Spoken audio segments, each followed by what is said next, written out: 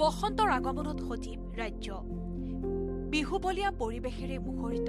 অসমৰ চৌদিশ মন প্ৰাণ সজীৱ কৰি প্ৰকৃতিৰ বুকুলৈ নামি আহিছে ঋতুৰাজ বসন্ত ঢোল পেপা গগনাৰ মধুৰ ধ্বনিত এতিয়া মুখৰিত হৈ পৰিছে আকাশ বতাহ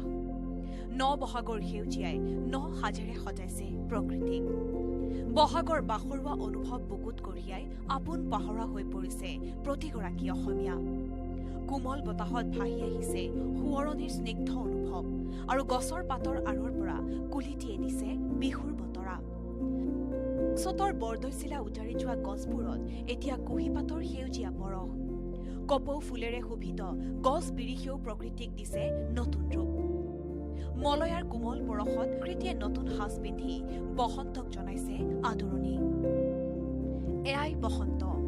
বসন্ত মানেই নতুন দিনৰ আবাহনী এই সময়তে বহাগে ৰং ছটিয়াইছে সকলো দিশে বাক্সাৰ জালাহৰ পৰা ভলুকা মাৰি সংযোগী পথতো দেখা গৈছে বসন্তৰ মনোমোহা দৃশ্য পথটোৰ দুয়োকাষে শাৰী শাৰীকৈ থকা গছবোৰত ফুলিছে নানাৰঙী অৰ্কিড যাৰ বাবে সদাব্যস্ত পথটিও এতিয়া লৈছে এক সজীৱ আৰু আকৰ্ষণীয় ৰূপ অৰ্কিডৰ হাঁহি আকৰ্ষণ কৰিছে পথচাৰীক এই পথছোৱাৰে অহা যোৱা কৰা পথচাৰীয়ে প্ৰাণ ভৰি উপভোগ কৰিছে এই প্ৰকৃতিৰ নয়নাভিৰাম দৃশ্য পান কৰিছে সৌন্দৰ্য সুধা তাৰ মাজতে বহুজনে নিজৰ মোবাইল কেমেৰাত বন্দী কৰিছে অৰ্কিডৰ মনোমোহা দৃশ্য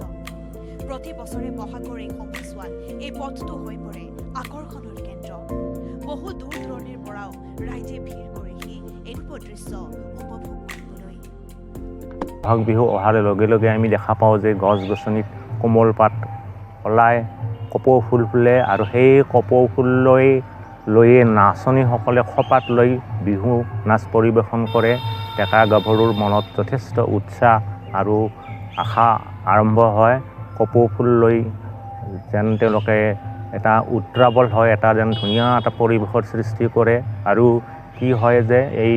গছ গছনিৰ পৰা আৰম্ভ কৰি কপৌ আমাৰ কুলি কেতেকী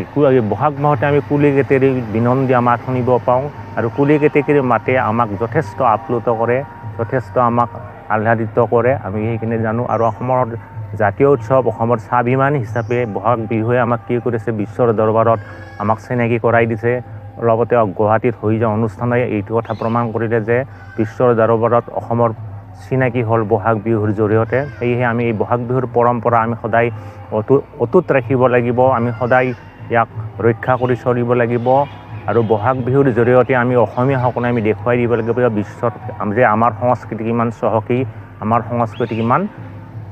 আমাৰ কাৰণে কিমান দৰকাৰী এই কথাটো আমি বিশ্বৰ দৰবাৰত জনাই দিব লাগিব পুৰণি সময়ত